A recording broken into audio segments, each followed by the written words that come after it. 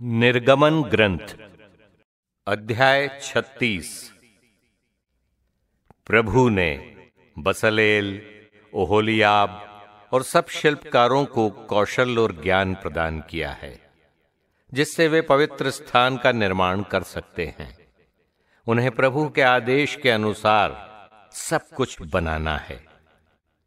तब मूसा ने बसलेल, ओहोलियाब और उन सब शिल्पकारों को बुलाया जिन्हें प्रभु ने कौशल प्रदान किया था और जो आने और काम करने के लिए तैयार थे। मूसा ने उन्हें वो सब सौंपा जो इज़राइली पवित्र स्थान के निर्माण के लिए लाए थे। प्रतिदिन सवेरे लोग स्वेच्छा से चंदा देने आते थे। ये देखकर पवित्र स्थान के निर्माण में लगे सब शिल्पकार काम छोड़कर मूसा के पास आकर बोले, जो काम प्रभु ने संपन्न करने का आदेश दिया, उसके लिए लोग जरूरत से ज्यादा सामान ला रहे हैं। ये सुनकर मूसा ने शिविर भर में ये घोषणा करने का आदेश दिया, कोई पुरुष या स्त्री पवित्र स्थान के लिए अब कोई चंदा न लाए। इसलिए लोग और सामान नहीं लाए, क्योंकि काम पूरा करने के लिए वे जरूरत से ज्यादा सामान ले आए थे। निवास के पर्दे।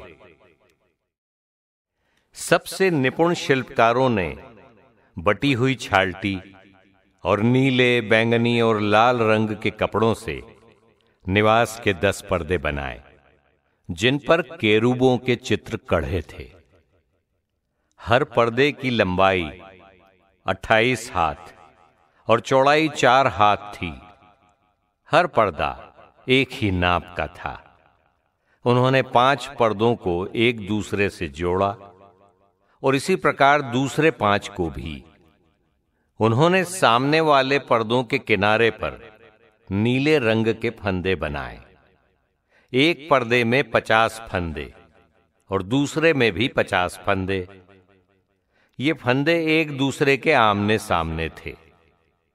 तब उन्होंने सोने के 50 अंकुड़े बनाए और उन अंकुड़ों से दोनों पर्दों को मिलाया, जिससे निवास स्थान एक इकाई बन गया।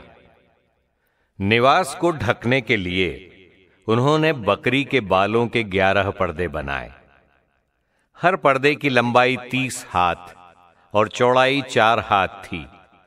11 पर्दे एक ही नाप के थे। उन्होंने उन पर्दों में 5 को जोड़कर एक पर्दा बनाया और शेष 6 पर्दों को भी जोड़कर एक दूसरा पर्दा बनाया। उन्होंने दोनों सामने वाले पर्दों के किनारे पर 50 फंदे लगाए। फिर उन्होंने कांसे के 50 अंकुड़े बनाए और उन्हें इस प्रकार जोड़ा कि तंबू एक इकाई बन गया। उन्होंने तंबू के लिए मेढ़े के सीधे चमड़े का एक आवरण बनाया और फिर उसके ऊपर सूस के चमड़े का एक आवरण। निवास की चौखटें। निवास के लिए उन्होंने बबूल की लकड़ी की चौखटें बनाकर उन्हें खड़ा किया। हर एक चौखट की लंबाई 10 हाथ और चौड़ाई 1.5 हाथ थी। उन्हें जोड़ने के लिए प्रत्येक चौखट में 2 चूलें थी। निवास की सब चौखटें इसी तरह बनाई गई। निवास के दक्षिणी किनारे के लिए उन्होंने 20 चौखटें बनाई और उनके नीचे चांदी की 40 कुर्सियां, अर्थात एक एक चौखट के नीचे उसकी दोनों चूलों के लिए 2 कुर्सियां। निवास की दूसरी ओर अर्थात उत्तरी किनारे के लिए भी उन्होंने 20 चौखटें बनाई। साथ साथ 40 चांदी की कुर्सियां, प्रत्येक चौखट के नीचे 2 कुर्सियां। निवास के पीछे अर्थात पश्चिमी ओर के लिए उन्होंने 6 चौखटें बनाई।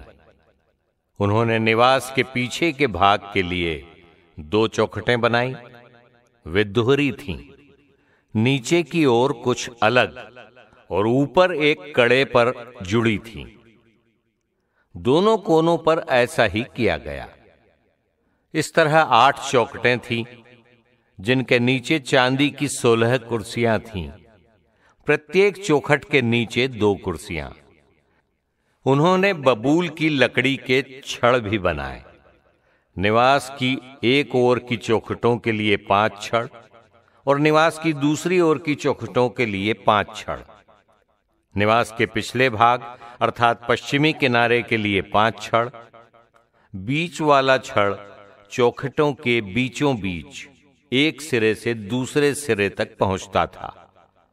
उन्होंने चौखटों को सोने से मढ़ा। छड़ों के घरों के लिए उन्होंने सोने के कड़े बनाए और छड़ों को भी सोने से मढ़ा। निवास का अंतरपट।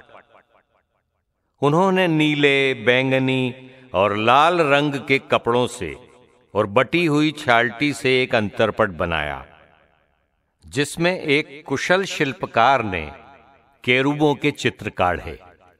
उन्होंने उसे सोने में मढ़े बबूल की लकड़ी के 4 खूंटों में लटकाया। वे खूंटे चांदी की 4 कुर्सियों पर खड़े थे और सोने के अंकुड़ों में फंसे थे। निवास के द्वार के लिए उन्होंने नीले, बैंगनी और लाल कपड़े का तथा बटी हुई छाल्टी का एक पर्दा बनाया, जिसमें बेल बूटे कढ़े थे। उसे लटकाने के लिए उन्होंने 5 खूंटे और आवश्यक अंकुड़े बनाए। उन्होंने खूंटों का ऊपरी भाग और उनके अंकुड़े सोने से मढ़े और उनके लिए कांसे की 5 कुर्सियां बनाई।